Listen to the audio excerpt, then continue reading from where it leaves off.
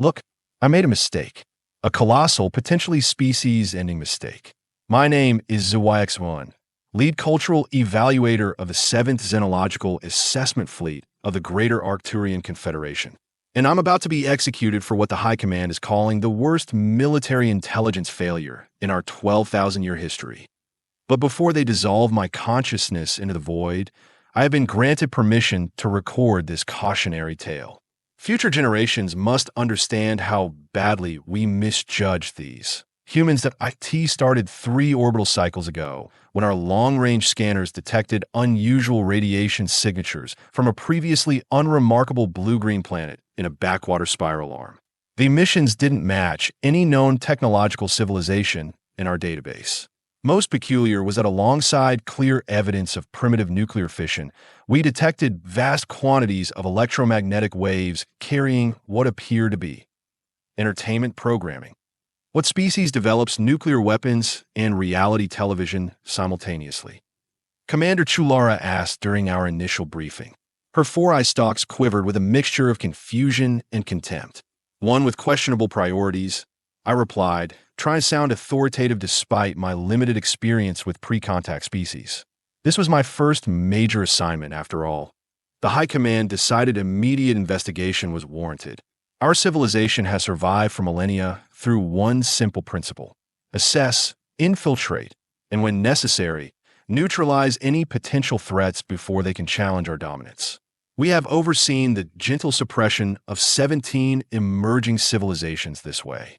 Clean, efficient, merciful. We dispatched a standard reconnaissance team to this Earth. 12 of our most experienced field agents in genetically modified bodies designed to approximate the planet's dominant species. Their mission was simple: gather intelligence, assess threat level, and return with recommendations. None of them came back. After 60 days of silence, we sent another team. They disappeared too. By then, High Command was genuinely concerned. 2 elite teams vanishing without trace? Unprecedented. They authorized a direct approach, a small diplomatic vessel to initiate formal first contact while our main fleet held position just beyond their solar system. The diplomatic ship arrived at Earth's moon and transmitted the universal greeting, a mathematical sequence established as the galactic standard for peaceful communication. We watched through the ship's sensors as the message was received by multiple Earth communication arrays. Their response came 12 hours later, a mathematical sequence that precisely mirrored our own, followed by a simple text message in their dominant language. Welcome to the neighborhood. Want to talk? Comment dites-vous c'est med plaisir? Good. They understand basic diplomatic protocol. Seems a bit casual, though. I ventured. Different species, different customs, she replied dismissively. Prepare the standard first contact package.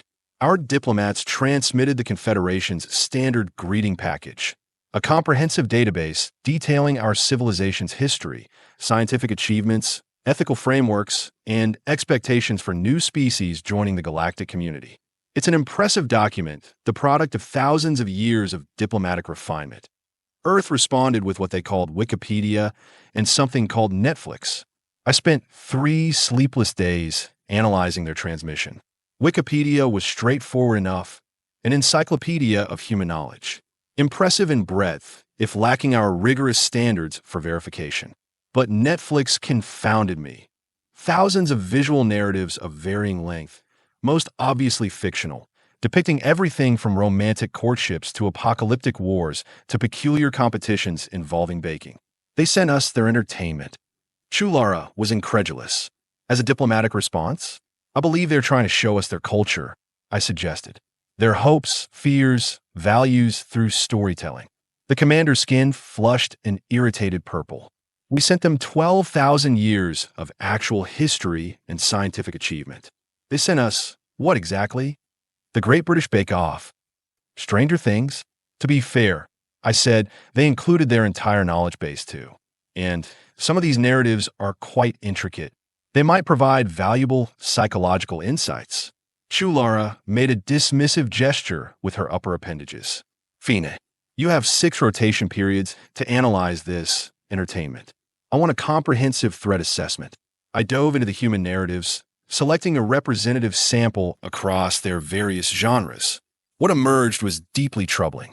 While many stories celebrated cooperation, compassion, and peaceful resolution of conflicts, an alarming percentage featured humans, the supposed protagonists, violently repelling alien invaders. In narrative after narrative, technologically superior extraterrestrial forces arrived at Earth with conquest in mind, only to be defeated through some combination of human ingenuity, unpredictability, and sheer stubborn determination. Often, victory came despite overwhelming odds and catastrophic initial losses. Most disturbing were the stories where humans befriended alien visitors only to discover sinister intentions beneath a veneer of diplomacy. The pattern was clear. Humans imagined themselves as uniquely resistant to conquest, persistently victorious against all logical odds. That I compiled my findings in a report titled Dangerous Delusions: Human Self-Perception and Potential for Resistance. My conclusion was unambiguous. Despite their technological inferiority, humans possessed a psychological makeup that would make them exceptionally difficult to subjugate through our standard protocols. Recommend comprehensive cultural integration strategy spanning multiple generations, I wrote. Direct military action strongly discouraged. Chulara read my report in silence, her expression unreadable. You believe their fictional stories represent actual capabilities? She finally asked. No, Commander. I believe their stories represent how they would respond to invasion. They have mentally rehearsed resistance countless times. They expect us to be conquerors. They have prepared for it. Chulara made the gesture our species uses to indicate deep skepticism. These are primitives who barely manage to reach their own satellite. Their most advanced weapons would be useless against our shields. One orbital bombardment would end any organized resistance.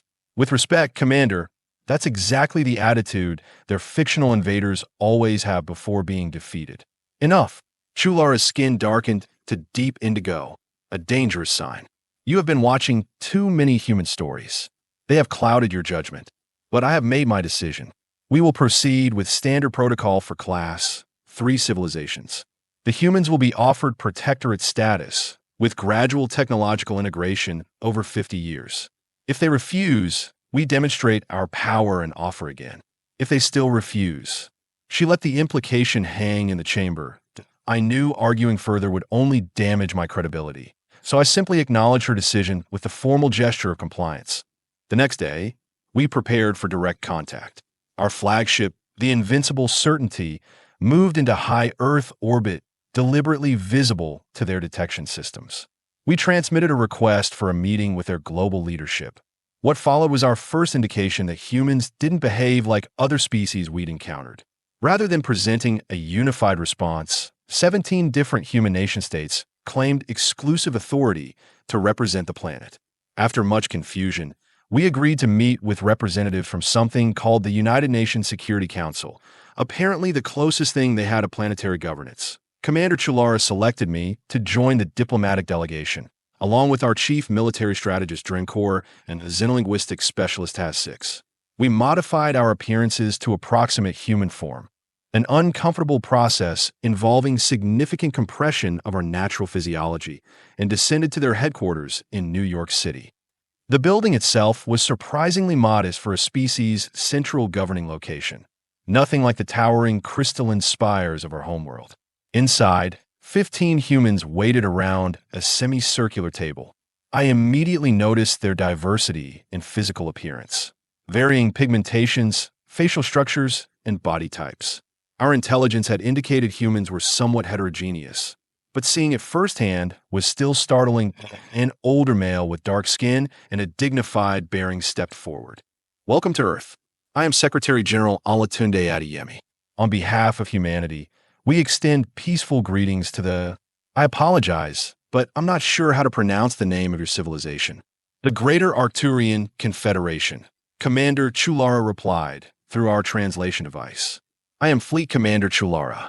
We acknowledge your greeting.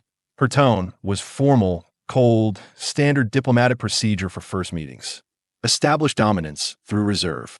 Never show too much interest or emotion. The humans, however, seemed unimpressed by this approach. Several exchanged glances that even I could interpret as skeptical.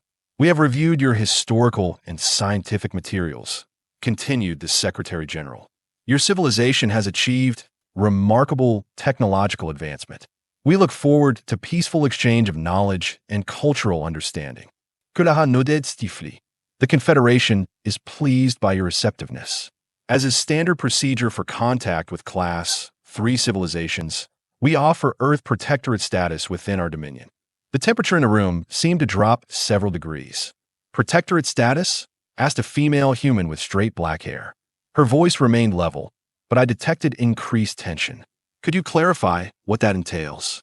Chulara launched into the standard explanation, how the Confederation would gradually introduce advanced technologies while ensuring humans didn't develop in dangerous directions, how we would establish monitoring outposts to assist with governance, how humans would, in time, be permitted limited representation in Confederation affairs once they had matured sufficiently. With each word, I watched the humans' expressions darken. By the time Chulara finished, several were openly frowning. The Secretary General's face had become utterly unreadable, a diplomatic skill I hadn't expected from a primitive species. I see, he said after a loaded pause. And if Earth declines this generous offer? Chulara blinked all four of her eyes, a sign of surprise she couldn't fully suppress in her human disguise. No species had ever immediately rejected protectorate status. Usually, there was at least a pretense of considering the offer. That would be unfortunate, she replied. The Confederation does not force civilization into our collective. However, we would be compelled to prevent Earth from developing technologies that might threaten galactic stability. Prevent how? Asked another human, an older male with reddish-gray facial hair. Through limited demonstrations of our technological superiority, Chulara stated flatly, followed by a renewed offer of protection. The Secretary General leaned forward slightly. Am I understanding correctly that you are threatening military action if we don't voluntarily submit to your authority?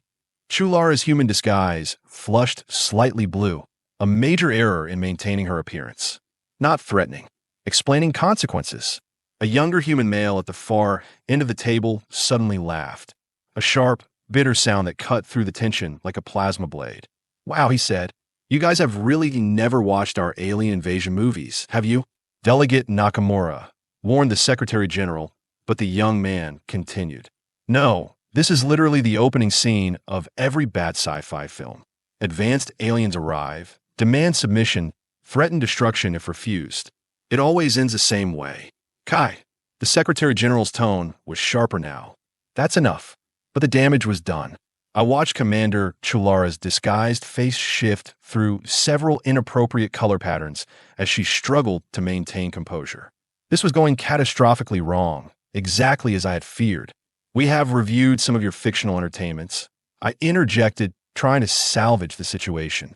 They show remarkable creativity. But surely you understand the difference between imagination and reality. The female human who had spoken earlier fixed her gaze on me. Of course we do. Do you? Before I could respond, the Secretary General raised his hand. I think we should take some time to consider your proposal. This is, after all, the most significant diplomatic exchange in human history. We would be remiss to rush our response.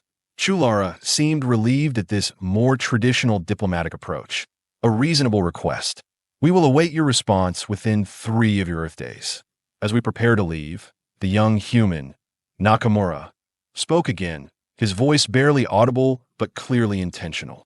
Better bring popcorn. I didn't understand the reference then. I do now. Oh, how I understand it now.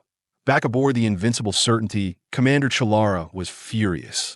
Insolent primitives, her disguise discarded. All 4 eye-stalks quivered with rage as she paced the command deck. Did you see how they responded? As if we were equals.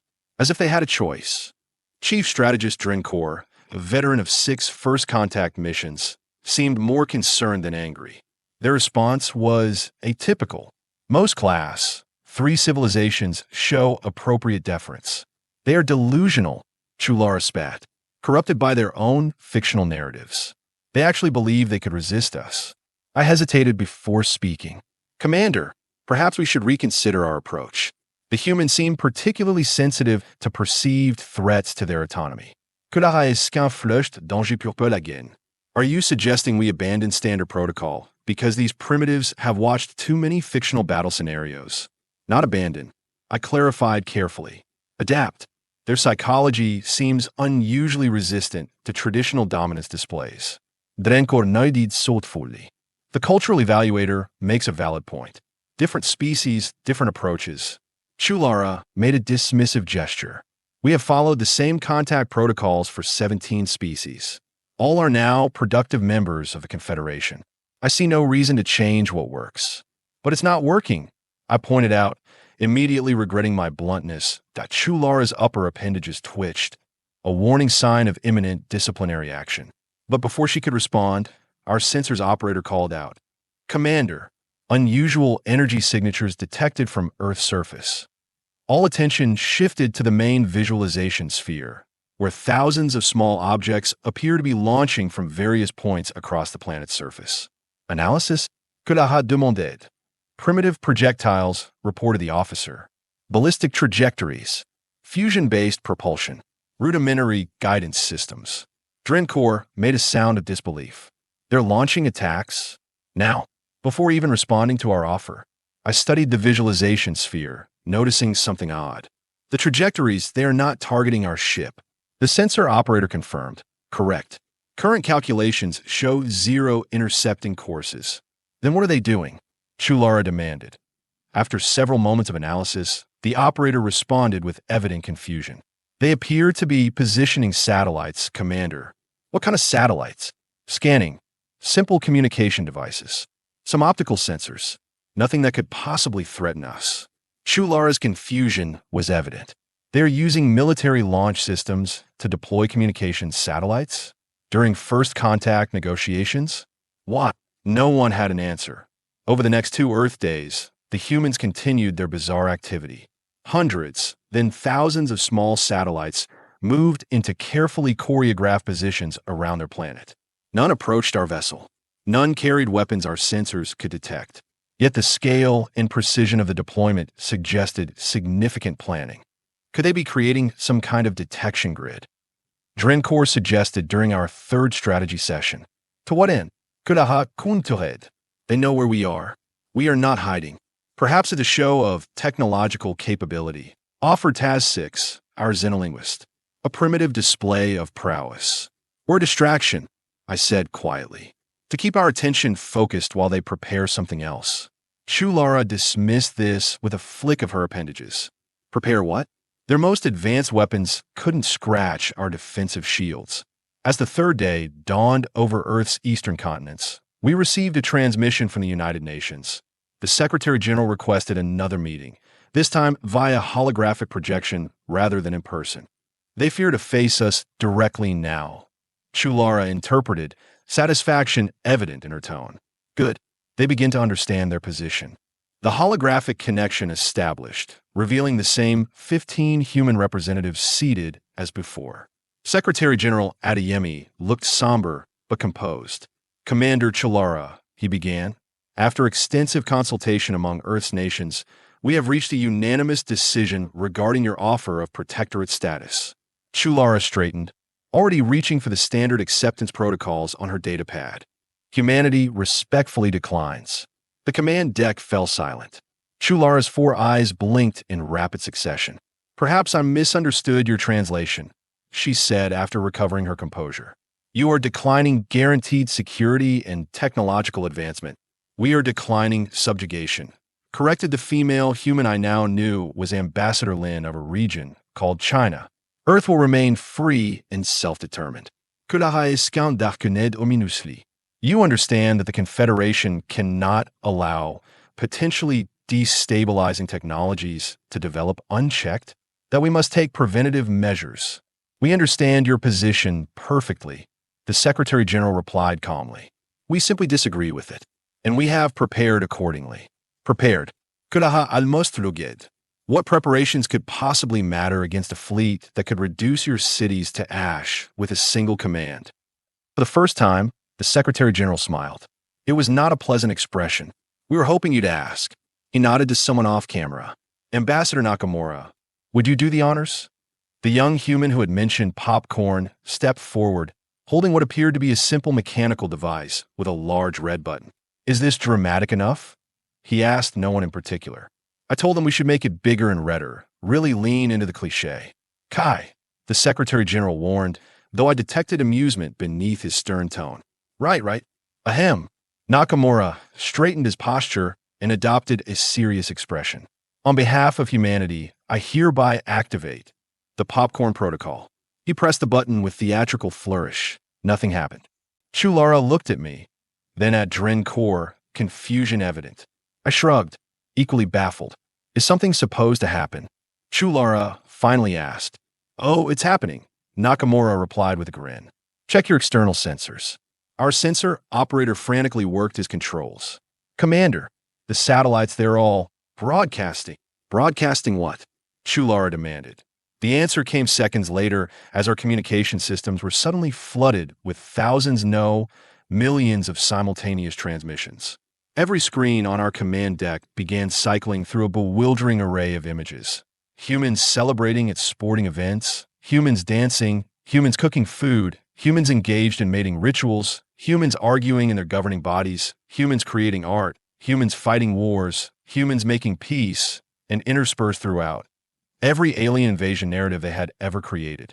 Independence Day, War of the Worlds, Arrival, Edge of Tomorrow, Battle, Los Angeles, Ender's Game, The Fifth Wave, countless others I didn't recognize. What is this? Chulara demanded, her voice rising above the cacophony of sounds now filling our ship. Secretary General Adeyemi leaned forward. This, Commander, is humanity. Unfiltered, uncensored, undiluted. We are broadcasting everything: our entertainment, our news, our personal communications, our art, our science, our history, everything that makes us who we are. And we are broadcasting it not just to your ship, but across every frequency, in every direction, at maximum power. But why? Chulara seemed genuinely confused. Ambassador Lin answered, her voice calm but firm. Because now the galaxy knows we exist. Everyone knows. Every civilization within range of these signals will see us not as conquered subjects of the Arcturian Confederation, but as a free, independent species with our own unique culture. Dren Kor made a sound of disbelief. You are exposing yourselves to the entire galaxy? Do you have any idea how dangerous that is? The Secretary General nodded gravely. Probably less dangerous than allowing a single power to decide our fate. We have made certain that no matter what happens next, our story will be told. Our existence will be acknowledged. Nakamura stepped forward again. Also, we figured if there are other civilizations out there who don't believe in your whole submission or destruction philosophy, they might find us interesting enough to, step in. Cosmic checks and balances. Chulara's skin had gone almost white, a sign of extreme distress in our species. You would risk interstellar conflict rather than accept our protection. We would risk anything to remain free, replied the Secretary General. That is the one consistent thread throughout human history. We do not surrender well. A new alarm sounded on our command deck. The sensor operator's voice was tight with tension. Commander, we are detecting approaching vessels' multiple signatures, high velocity. Confederation ships. Que la demanded. No, unknown configuration. They're not in our database. Chulara's eyes widened. Impossible. We have cataloged every spacefaring species in this sector. But the evidence was undeniable. 7 vessels of unusual design were decelerating into the solar system. Their propulsion systems, unlike anything in our records, that a new transmission cut through the chaos, directed specifically at our ship. A face appeared on our main screen, distinctly non-human, with iridescent scales and multiple sensory organs arranged in a pattern I'd never seen before. Greetings, Arcturian vessel. The being spoke in flawless galactic standard. This is Ambassador Zyx'Voon of the Collective of Independent Worlds. We received some rather interesting broadcasts from this system and thought we should investigate. Chulara stared in disbelief. The Collective of Independent Worlds? There is no such organization. The scale being made a sound that might have been laughter. Not in your database, perhaps. We have found it prudent to stay off the Confederation's charts. But we exist, I assure you, as do many others who choose not to join your, what do you call it? Yes, your protective embrace. More alarms. More vessels entering the system from different vectors. 2, then 5, then a dozen. Ambassador Zyx'Voon's expression shifted to something more serious. We find the situation quite fascinating. A new species broadcasting their entire cultural heritage for all to witness, while an Arcturian conquest fleet hovers above their world. Such an unusual first contact scenario. This is not a conquest fleet, Chulara protested, but her voice lacked conviction. No, the ambassador tilted his scaled head. Then you won't mind if we observe the proceedings? Along with representatives from the Regelian Commerce Cooperative, the Syrian Diplomatic Corps, and, oh my, it seems the Proximate Defense Alliance has sent quite a substantial delegation as well. The command deck erupted into chaos as reports flooded in of more ships entering the system. Not just a few, but dozens, then hundreds. Ships of configurations unknown to our database. Species we had never encountered. Powers we had never calculated into our strategic assessments. And all of them had received humanity's broadcast. All of them knew exactly what the Confederation had intended for Earth. That I looked at Commander Chulara, whose skin had gone so pale it was nearly translucent. I had never seen a superior officer so utterly drained of authority in a single moment. Commander, I said quietly, I believe we should consider a strategic withdrawal. For once, she didn't argue. Galactic date, 47,395.23 Earth translation. 3 months later, the Grand Hall of the newly established Galactic Concord should have been intimidating. Designed to accommodate representatives from over 300 previously unknown spacefaring civilizations, its scale was breathtaking, a vast, crystalline dome stretching nearly a kilometer across, orbiting neutrally in deep space far from any claimed territory.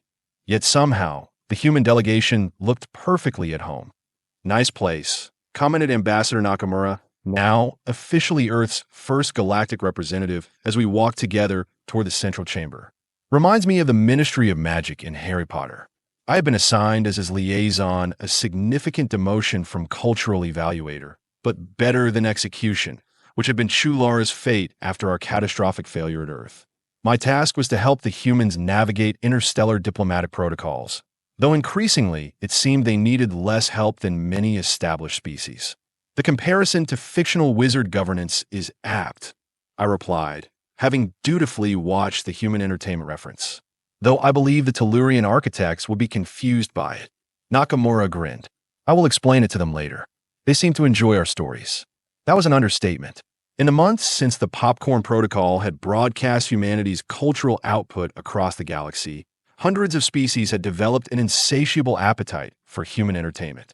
Earth's fictional narratives, from ancient oral traditions to the latest streaming series, had become the most valuable commodity in interstellar trade. Worlds that had been spacefaring for millennia were binge-watching Friends and debating the merits of different Star Trek captains.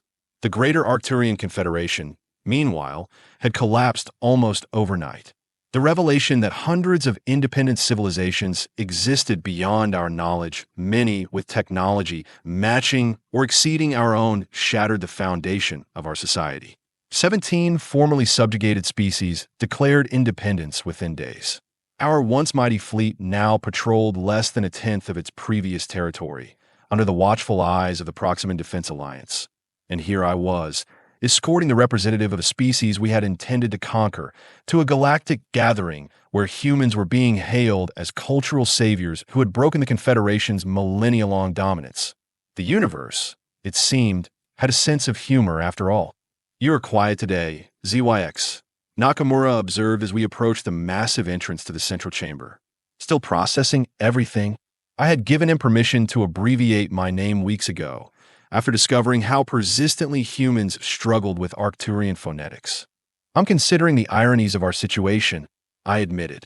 Had we simply respected your independence from the beginning, the Confederation might still exist as a major power. Nakamura shrugged.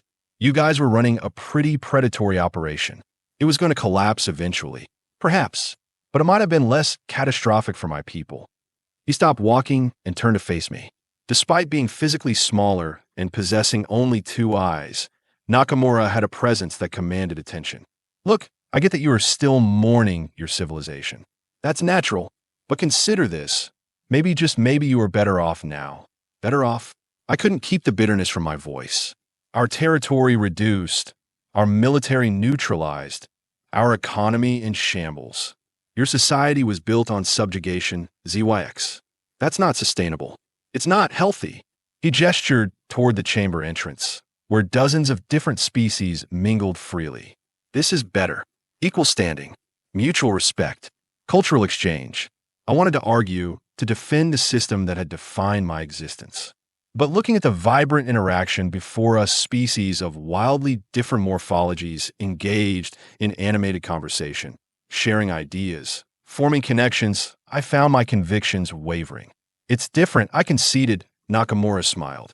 Different can be good.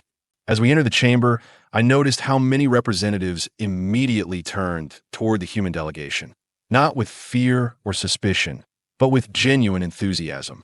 Several called out greetings. A Regillian merchant hurried over to discuss what they called merchandising opportunities for something called Baby Yoda. It was extraordinary.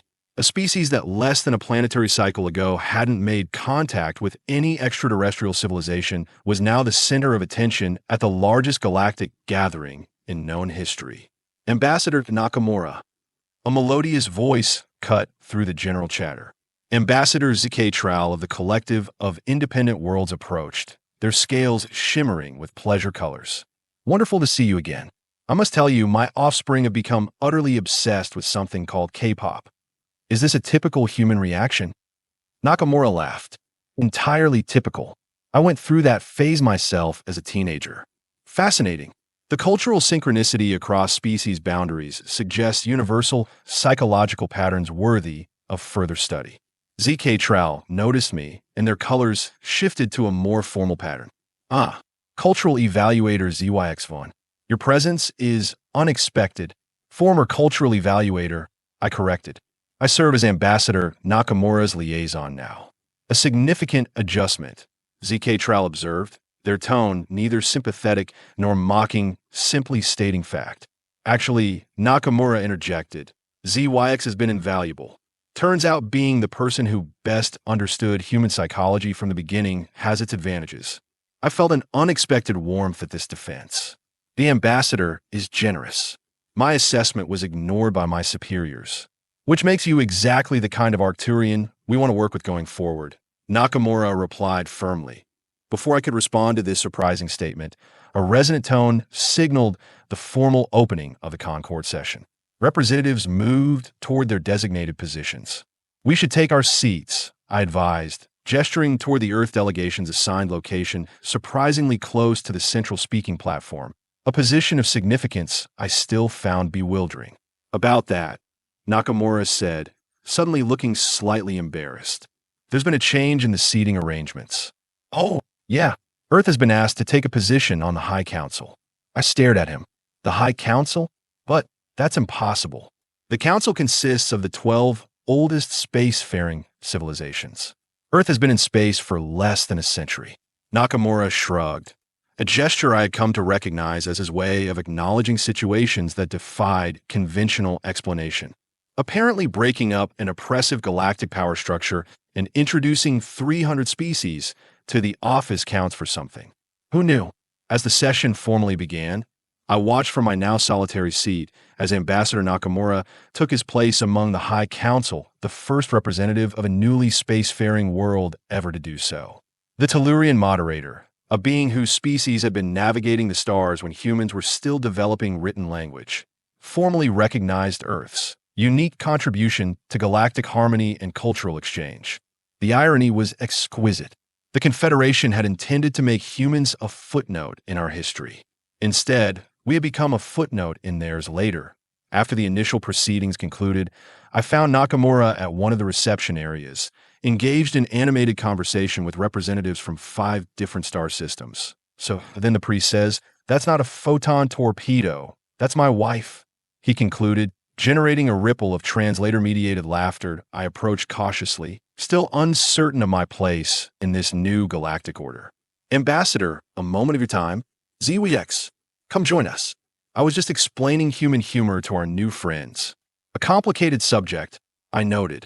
Even after months of study, I find many of your jokes baffling. This generated more laughter, though I hadn't intended to be humorous.